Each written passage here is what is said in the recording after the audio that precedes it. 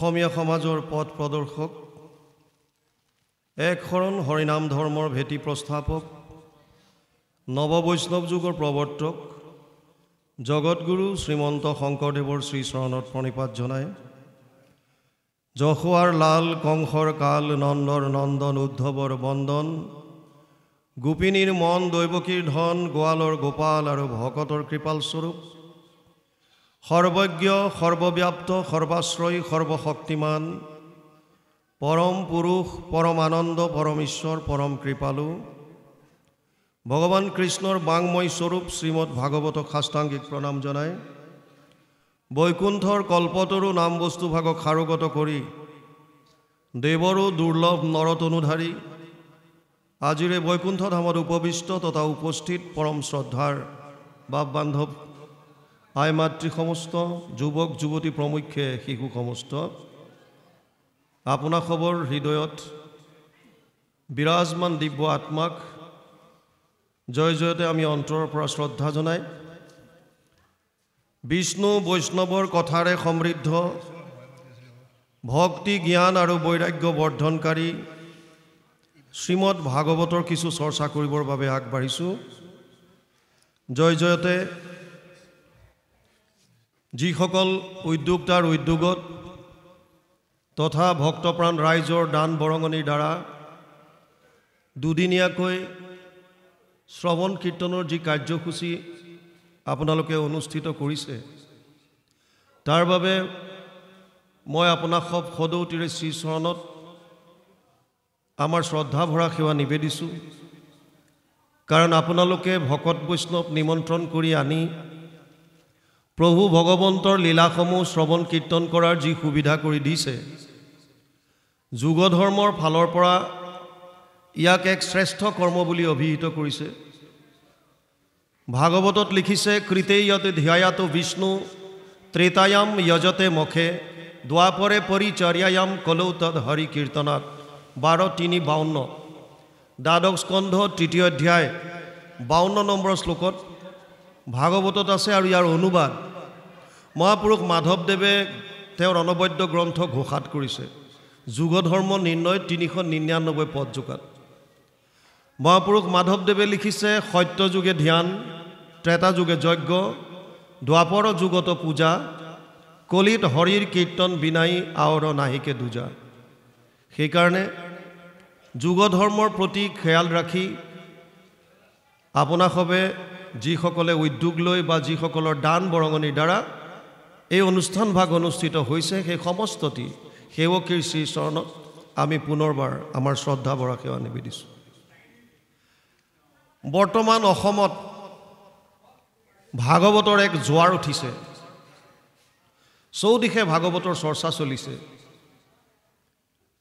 প্ৰত্যেকখন চহৰৰ প্ৰত্যেকখন গাঁৱত কম বেছি পৰিমাণে বছৰত এটা দিন হ'লেও ৰাজহুৱাভাৱে আৰু ব্যক্তিগতভাৱে কাৰোবাৰ জন্মদিন উপলক্ষে কোনোবাই বাৰ্ষিক ভকতৰ সেৱা লোৱাৰ ইচ্ছাৰে ভাগৱতৰ চৰ্চা তেওঁলোকে চলাইছে। আৰু সেইমতে আমি সকলোৱে ভাগৱতৰ শ্ৰৱণ কৰিছোঁ।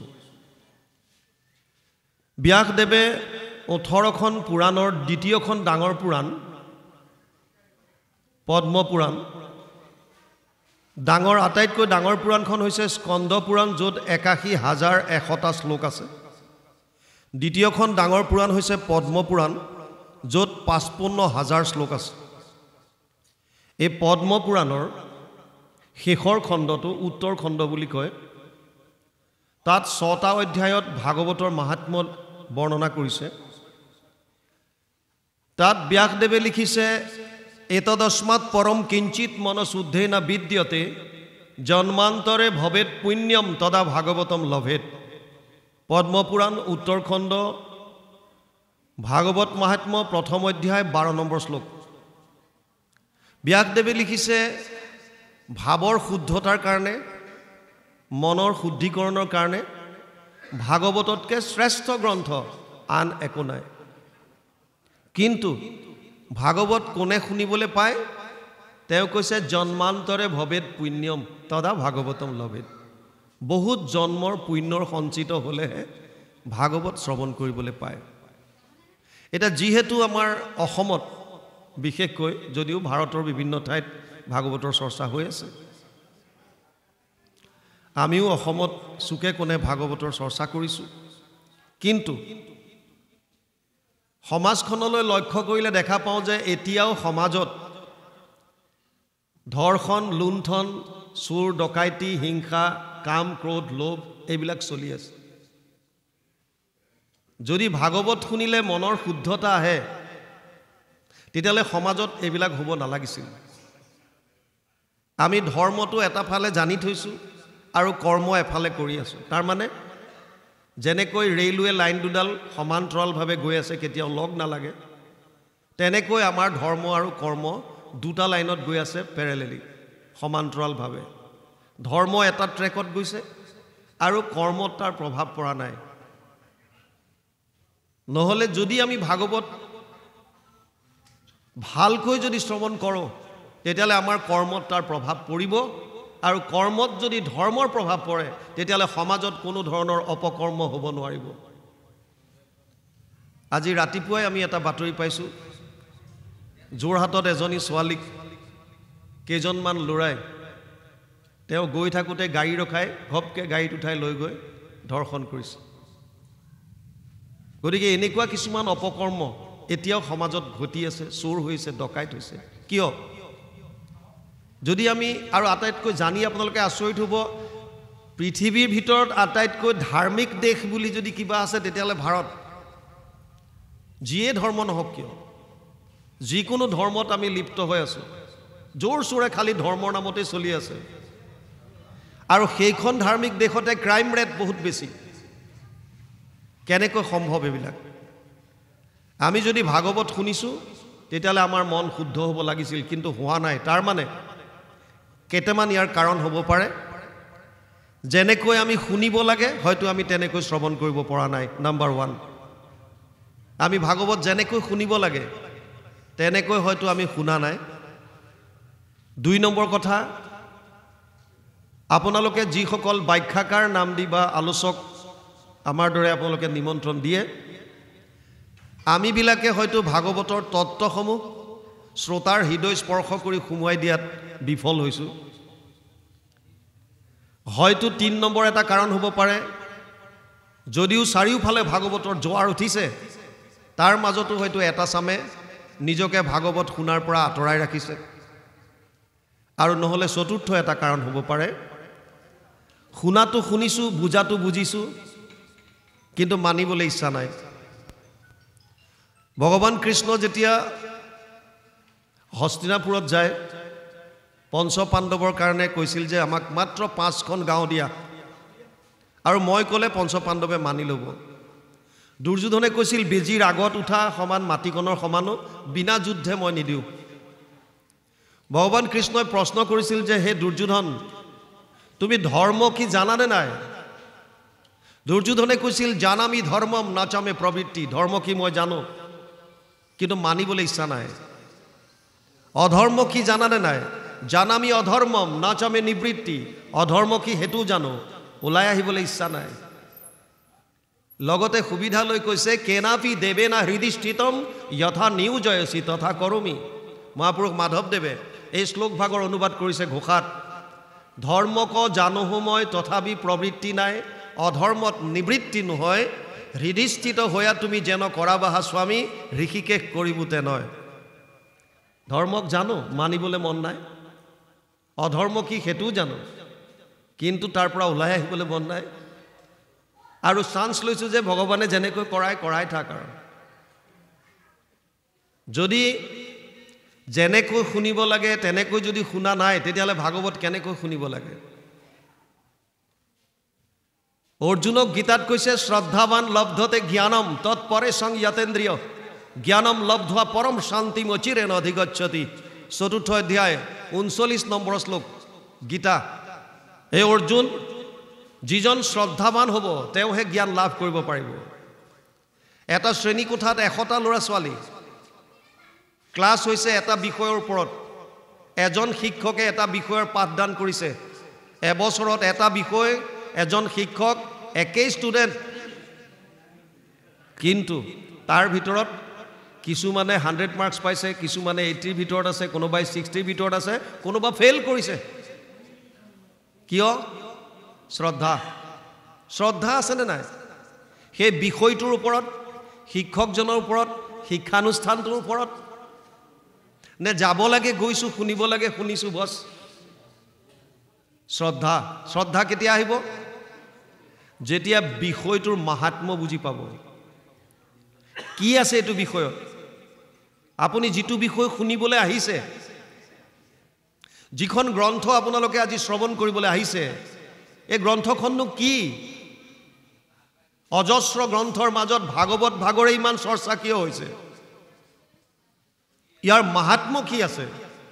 এই কথাটো যদি গম নাপাওঁ, তেতিয়াহ'লে জাষ্ট এটা অনুষ্ঠান হিচাপে আমি শুনিব লাগে, শুনিম, সময় হ'ল, উঠিলোঁ, কিবা খোৱালে বোৱালে খালোঁ, ঘৰা ঘৰি গুচি গ'লোঁ, শেষ। কিন্তু যদি আমি গম পাওঁ যে মাহাত্ম্য কিবা এটা আছে, উদাহৰণ লওক, এখন ট্ৰেইনত এটা পৰিয়ালে যাত্ৰা কৰিছে, গিৰিয়েক ঘৈণীয়েক আৰু ল'ৰা ছোৱালী দুটা। AC 2 টায়াৰ ৰিজাৰ্ভেশ্যন কৰিছে। AC 2 টায়াৰত জেনেৰেলি তলত দুটা বাৰ্থ থাকে শুব পৰা, ওপৰত দুটা থাকে, চাৰিটা এটা ফালে আৰু ছাইডৰ দুটা বেলেগ। এই চাৰিটা এটা কম্পাৰ্টমেণ্ট। তেওঁলোকে চাৰিওটা ছিট বুক কৰিছে, মাক বাপেক আৰু সৰু ল'ৰা ছোৱালী দুটা। আমাৰ টিকেট কনফাৰ্ম হ'লে মনত এটা ভাৱ থাকে যাতে আমাৰ ছিটত বেলেগে আহি আমনি নকৰক, ডিষ্টাৰ্ব নকৰক। সেইকাৰণে মাক বাপেক দুইটাই নিজৰ লাগেজবিলাক, বেগবিলাক ওপৰত পাতলকৈ মেলি দিছে। এফালে মাক বহিছে, এফালে বাপেক, আৰু ল'ৰা ছোৱালী দুটাক শুৱাই দিছে, যাতে বেলেগ মানুহ আহি তাত বহিব নোৱাৰে। মূল লক্ষ্য সেইটো। ট্ৰেইনখন চলাৰ প্ৰাক মুহূৰ্তত এজন ভদ্ৰপুৰুষে হাতত এটা ব্ৰিফকেছ লৈ আহিছে, আৰু এই কণমানি 7 বছৰমানৰ ল'ৰা এটা শুই থকা দেখি মাকৰ কোলাত মূৰ দি ক'লেও পায়, অকণমান ভৰিকেইটা কচাই দিয়া, মই ইয়াতে বহিম, 2-3টা ষ্টেচনৰ পাছত মই নামি যাম। মাক বাপেক দুইটাই কৈছে ভৰি মেল, ভৰি মেল, ল'ৰাটোক কৈছে। তাৰমানে মানুহজনক বুজাই দিছে ইনডাইৰেক্টলি যে তই ইয়াত বহিব নোৱাৰ। মানুহজন ভদ্ৰ, গতিকে তেওঁ একো কোৱা নাই, ৰেলিংডালত ধৰিছে, ব্ৰিফকেছটো লৈ থিয় হৈ আছে। ট্ৰেইন চলা আৰম্ভ কৰিছে। ল'ৰাটোৱে যাত্ৰা কৰিম বুলি ভাবি এই ট্ৰেইনত চিপছৰ পেকেট দুটামান লৈছে। সৰু ল'ৰা, চিপছ খাই ভাল পায়। কিন্তু মাক বাপেকে সৰুৰে পৰা এটা কথা শিকাইছে যে শুই শুই পেলাই খাব নাপায়। আমাৰ সমাজত নাপায় নাপায় বহুত চলে। আইসকলে বন্তি গছি জ্বলাব নাপায়, আইসকল ভাগৱতৰ আসনত আহিব নাপায়, আইসকলে গীতা পাঠ কৰিব নাপায়, বিভিন্ন ধৰণৰ নাপায় আছে। গীতা পঢ়িলে চকু অন্ধ হৈ যাব, গীতা পঢ়িলে সন্ন্যাসী হৈ গুচি যাব, বিভিন্ন ধৰণৰ। যিবিলাক নাপায় লজিক আছে, বিজ্ঞানসন্মত কাৰণ আছে, সেইবিলাক মানক। যিবিলাকৰ কোনো বিজ্ঞানসন্মত কাৰণ নাই, এইবিলাক অন্ধবিশ্বাস বুলি এৰি দিয়ক। উদাহৰণ দুইটাৰে লওক। আমি গাড়ী চলাই থাকোঁতে আমাৰ আগত কেতিয়াবা বেলেগ গাড়ী থাকিলে তেওঁৰ আগেদি যদি মেকুৰী পাৰ হৈ যায়, আমি দেখোঁ গাড়ীখন ৰখাই দিয়ে, আৰু ৰখাই কিবা হাৱাতে পুৰণ চিন দিয়ে আৰু থু থু থা থা কৰে। তথাপিও গাড়ী চলাবলৈ ভয় কৰে আৰু গ্লাছখন খুলি আমাক ইংগিত দিয়ে আগবাঢ়ক। কিয়? মেকুৰী পাৰ হৈ গ'ল, যাত্ৰা ভংগ, এতিয়া যদি গুচি যায় হয়তো সেইকণতে তেওঁৰ প্ৰাণে ওলাই যাব। গুৰুজনাই কীৰ্তনত কৈছে, সমস্ত ভূতত ব্যাপী আছো মই হৰি, সবাকো মানিবা তুমি বিষ্ণু বুদ্ধি কৰি। এই কীট পতংগৰ পৰা বুলি ব্ৰহ্মালৈকে যত যিমান আছে জীৱ, সমস্তৰ হৃদয়ত আত্মাৰূপে ভগৱান কৃষ্ণ বিৰাজমান হৈ আছে। অহম আত্মা গুদাকেশ সৰ্বভূতাশ্ৰয় স্থিত, অহম আদিত্য মধ্যম চ ভূতানাম অন্ত এবছ। 10ম অধ্যায় 20 নম্বৰ শ্লোক গীতা। অৰ্জুনক কৈছে, হে অৰ্জুন, ময়ে আত্মাৰূপে সমস্ত জীৱৰ হৃদয়ত বাস কৰি আছোঁ। ময়ে আদিত আছিলোঁ, ময়ে মধ্যত, আৰু শেষতো ময়ে থাকিম। গতিকে যদি ভগৱান কৃষ্ণ সমস্ত ভূতত যদি ব্যাপ্তমান হৈ আছে, আৰু গুৰুজনাই কীৰ্তনত লিখিছে, কুকুৰৰ শ্ৰীগাল গৰ্দভৰো আত্মা ৰাম, জানিয়া সবাকো পৰি কৰিবা প্ৰণাম।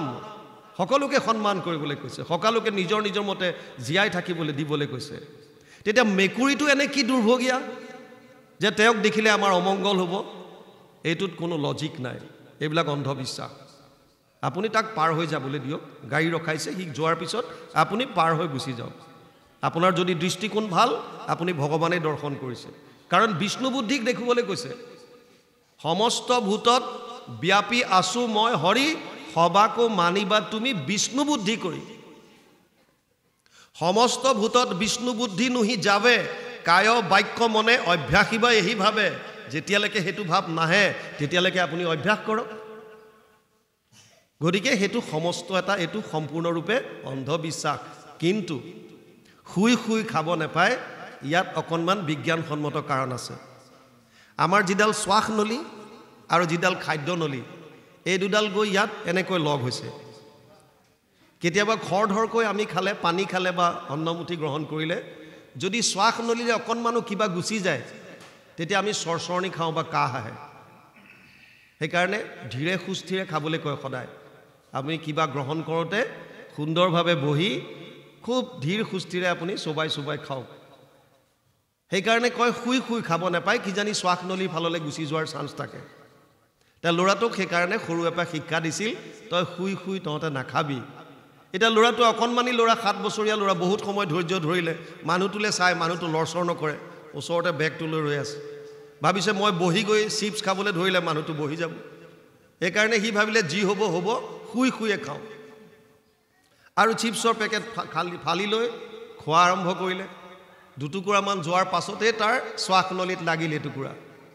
লগাৰ পাছতে তাৰ চৰচৰণি আহিলে, কাহ আহিবলৈ ধৰিলে। ল'ৰাটোৰ আছিলে হাঁপানী বেমাৰ, এজমেটিক ট্ৰাবল। যেতিয়াই কাহ আহিলে আৰু চৰচৰণি আহিবলৈ ধৰিলে, তাৰ ডিঙি ঘেৰ ঘেৰোৱা আৰম্ভ কৰি দিলে, ঘেৰ ঘেৰণি ষ্টাৰ্ট হ'ল, উশাহ ল'ব নোৱাৰা হৈছে। এচি কোচতো, তাৰ এয়াৰ কণ্ডিশ্যন কোচত ঘামি জামি অৱস্থা নাই, টেম্পাৰেচাৰ বাঢ়ি গৈছে, জ্বৰ উঠিছে। মাক বাপেকে কি কৰিব এতিয়া? ট্ৰেইন দ্ৰুত গতিত গৈ আছে, এই মানুহজনে চব চাই আছে। শেষত তেওঁ নিজে বেগটো তলতে থ'লে, ব্ৰিফকেছটো খুলিলে, ষ্টেথিস্কোপডাল লগালে আৰু ল'ৰাটোক চেকআপ কৰিলে। চেকআপ কৰি লৈ তাক এটা হাতত বেজি দিলে, ইনজেকশ্যন এটা দিলে। 10 মিনিটৰ পাছত ল'ৰাটো সুস্থ হৈছে, উশাহ ল'ব পৰা হৈছে, নৰ্মেল হ'ল। এতিয়া মাক বাপেক দুইটাই পিতেকক কৈছে ভৰিটো কোচা, আৰু মানুহজনক কৈছে আহক বহক। কিয়? 10 মিনিট আগত যি মাক বাপেকে সেই মানুহজন বহে বুলি ভাবি পিতেকক কৈছিল ভৰি মেল, একেই মাক বাপেকে 10 মিনিটৰ পাছতে কেনেকৈ দৃষ্টিকোণ সলনি হৈ গ'ল? কাৰণ অকণমান আগলৈকে গম পোৱা নাছিল তেওঁ কোন। 10 মিনিটৰ পিছতে গম পালে তেওঁ এজন ডাক্তৰ। হ'ব পাৰে ডাক্তৰ, আমাৰ কি আহে যায়। কিন্তু এই ডাক্তৰজনে বিপদৰ সময়ত সন্তানটোৰ প্ৰাণ ৰক্ষা কৰিলে। সেইকাৰণে তেওঁৰ প্ৰতি শ্ৰদ্ধাত মোৰ দোঁ খাই গ'ল আৰু নিজৰ আসনত বহিবলৈ ঠাই দিলে। ঠিক তেনেকৈ অজস্ৰ গ্ৰন্থৰ ভিতৰত যেতিয়া আপোনালোকে যিকোনো এখন গ্ৰন্থৰ মাহাত্ম্য গম পাব যে গ্ৰন্থখনত আছে কি, সেইখন গ্ৰন্থৰ প্ৰতি আপোনালোকৰ তেতিয়া শ্ৰদ্ধা বাঢ়িব। আৰু যদি শ্ৰদ্ধা এবাৰ আহিল, আপোনালোকৰ হৃদয় আসনত এই গ্ৰন্থখনত স্থান দিব, আৰু তাৰ পাছত শ্ৰৱণ কৰাৰ আনন্দই সুকীয়া। এতিয়া ভাগৱতত এনেকুৱা কি আছে? ব্যাসদেৱে পদ্মপুৰাণৰ উত্তৰ খণ্ডত লিখিছে, শেষৰ খণ্ডটোত, যত্ৰ যত্ৰ ভাগৱতী বৰ্ত ভক্তি আদি কাম ব্ৰজেত কথা শব্দম সমকৰ্ণম তত্ৰিকম তৰুণয়েত। পদ্মপুৰাণ উত্তৰ খণ্ড, ভাগৱত মহাত্ম্য 3য় অধ্যায় 9 নম্বৰ শ্লোক। য'ত য'ত ভাগৱতৰ চৰ্চা হয় তালৈ 3টা বস্তুৰ আগমন ঘটে: ভক্তি, জ্ঞান আৰু বৈৰাগ্য। আপোনালোকৰ অনুষ্ঠান আৰম্ভ হোৱাৰ লগে লগেই শ্ৰোতাৰ হৃদয়ত ইতিমধ্যে 3টা তত্ত্বই স্থিতি ল'লে। কি? ভক্তি, জ্ঞান আৰু ভোগবাদৰ প্ৰতি বৈৰাগ্য। যিমান ভাগৱতৰ কথা আপোনালোকৰ কৰ্ণত সোমাব, কথা শব্দম সমকৰ্ণম তত্ৰিকম তৰুণয়েত, এই 3টা বস্তু তৰুণ হৈ গৈ থাকিব। ব্যাসদেৱে লিখিছে, কথা ভাগৱতস্যাপি নিত্যম ভৱতি যত গৃহে তৎগৃহম তীৰ্থ ৰূপম হি বাসতম পাপনাশনম। পদ্মপুৰাণ উত্তৰ খণ্ড, ভাগৱত মহাত্ম্য 3য় অধ্যায় 29 নম্বৰ শ্লোক। ভাগৱতৰ কথা যিখন ঘৰত সদায় হয়, আপোনালোকে থুকুবিল সত্ৰ, শ্ৰী শ্ৰী ঢুকুবিল সত্ৰত দুদিনীয়া কাৰ্যসূচীৰে ভাগৱতৰ অনুষ্ঠান কৰিছে। হয়তো বছৰত এবাৰেই কৰে, 365 দিনৰ 2টা দিন আপোনালোকে ইয়াত শ্ৰৱণ কৰিছে। আৰু ভাগৱতখন হৈছে শ্ৰীমদ ভাগৱত অৰ্ণৱম, এখন সাগৰ। দুদিন শ্ৰৱণ কৰি আপোনালোকে গোটেই সাগৰখনৰ তত্ত্বটো বুজি পাব নোৱাৰে। এটা চুকত কোনোবা এটা জেগাত আমি অকণমান থেপথেপাই গাটো তিয়াব পাৰিম, কিন্তু যদি এই অনুষ্ঠানৰ পৰাই আপোনালোকৰ প্ৰত্যেকজন সেৱকীৰ গৃহত সদায় যদি অকণমান হ'লেও ভাগৱত শ্ৰৱণ কৰাৰ অভ্যাস যদি গঢ়ি তুলিব পাৰে, ব্যাসদেৱে কৈছে আপোনালোকৰ ঘৰখন তীৰ্থক্ষেত্ৰলৈ ৰূপান্তৰিত হ'ব। আপুনি আৰু বেলেগে তীৰ্থ ভ্ৰমণ কৰিবলৈ যোৱাৰ কোনো প্ৰয়োজন নাই। অকল তীৰ্থক্ষেত্ৰলৈ ৰূপান্তৰ হোৱাই নহয়, তেওঁ কৈছে আপোনাৰ গৃহত জানি বা অজানিতে যদি কিবা পাপ হৈছিল, সমস্ত পাপৰ পৰা পৰিত্ৰাণ পাব। আমাৰ পৰা জানি বা অজানিতে 5 ধৰণৰ পাপ হৈ থাকে। পঞ্চসোণা বুলি কয়, য'ত কলিয়ে বাস কৰে। জলকুম্ভ, চুলীয়া, বাঢ়নি, ঢেঁকী, পতা, গৃহস্থৰ ঘৰে এহি সোণা পঞ্চ গোটা। সোণা দন্তীয়া খ ইয়াত, এইটো সোণাই বুজাইছে হিংসা। আমাৰ দ্বাৰা 5 ধৰণৰ হিংসা হয়, পাপ হয়। কি? জলকুম্ভ। আগতে কলহত পানী থৈছিলোঁ, এতিয়া টেংক আহি গ'ল, প্লাষ্টিকৰ টেংক, RCC টেংক। কিন্তু য'ত আপুনি পানী ৰাখে, এই পানীটো বিভিন্ন ধৰণৰ কীট পতংগ আহি পেলাই তেওঁলোক মৰিব পাৰে। অজানিতে হ'লেও আমাৰ দ্বাৰা পাপ হৈ গ'ল। য'ত আমি অন্নমুঠি ৰন্ধন কৰোঁ, চোলা জ্বলাওঁ, চৌকা, তাত বিভিন্ন কীট পৰুৱা জুইত সোমাই পেলাই প্ৰাণ ত্যাগ কৰিব পাৰে। আমাৰ দ্বাৰা অজানিতে পাপ হৈ গ'ল। বাঢ়নি, আইসকলে যেতিয়া ঠাই ঝাৰু মৰে, তাৰ ঝাৰুডাল মাৰোঁতে তলত পোক পৰুৱা কিছুমান মৰিব পাৰে অজানিতে। ঢেঁকী, য'ত আগতে চাউল খুন্দিছিল, বৰ্তমান পিঠাগুড়ি ইত্যাদি ঢেঁকীৰ প্ৰচলন কমি আহিছে। তথাপিও যদি ঢেঁকীৰ ব্যৱহাৰো কৰে, তাতো হয়তো কিবা পোক পৰুৱাৰ মৃত্যু হ'ব পাৰে। আৰু পতা, য'ত মা মছলা চাটনি ইত্যাদি পিছে, তাতো বিভিন্ন ধৰণৰ কীট পতংগ পোক পৰুৱাৰ মৃত্যু হ'ব পাৰে। আমি খোজকাঢ়ি যাওঁতে হ'ব পাৰে, বহোঁতে হ'ব পাৰে, অজানিতে। এনেধৰণে যিবিলাক অজানিতে আমাৰ দ্বাৰা হিংসা হয়, এই হিংসাবিলাকৰ পৰা পৰিত্ৰাণ পাবৰ কাৰণে আগতে পঞ্চযজ্ঞ, বিশ্ব যজ্ঞ, পঞ্চযজ্ঞৰ আগতে প্ৰাৱধান আছিল। কিন্তু কলিযুগত ভাগৱতে কৈছে, ৰাম কৃষ্ণ নাম যিটো লয় একবাৰ, কোটি জনমৰ পাপ ভস্ম হয় তাৰ। সেইকাৰণে যদি আপোনালোকৰ গৃহত পুৱা গধূলি যদি অকণমান সময়ো শ্লোকাৰ্ধম শ্লোকপদম শ্ৰীমদ ভাগৱত উদ্ভৱম অকণমানো যদি ভাগৱতৰ চৰ্চা কৰে, তেতিয়াহ'লে আপোনালোকৰ ঘৰখন তীৰ্থলৈ ৰূপান্তৰিত হ'ব। সেইকাৰণে সংকল্প ল'ব লাগে। আমি ৰাতিপুৱা যেতিয়া সেৱা কৰোঁ, আমাৰ অসমীয়া সমাজত এইটো নিয়ম আছে, যেনেকৈ হওক থাপনা এভাগ থাকে, আমি তাত চাকি বন্তি জ্বলাওঁ পুৱা গধূলি। সেই জ্বলোৱাৰ সময়তে যদি অকণমান অভ্যাস কৰে যে অকণমান কৃষ্ণৰ লীলাসমূহ আমি শ্ৰৱণ কৰোঁ, এই অভ্যাসটো যদি আপোনালোকে গঢ় দিয়ে, ব্যাসদেৱে গেৰেণ্টি দিছে আপোনালোকৰ ঘৰখন তীৰ্থলৈ ৰূপান্তৰিত হ'ব। য'ত থাকে মোৰ ভক্ত পবিত্ৰ হৃদয়, কীট পতংগকো তাৰা পবিত্ৰ কৰে। আপোনাৰ লগতে আপোনাৰ পৰিৱেশত থকা এই গোটেইবিলাক কীট পতংগ পৰ্যন্ত আপোনাৰ নামৰ ধ্বনিত, ঈশ্বৰৰ শব্দত সকলোখিনি পুণ্য হৈ যাব, পবিত্ৰ হৈ যাব।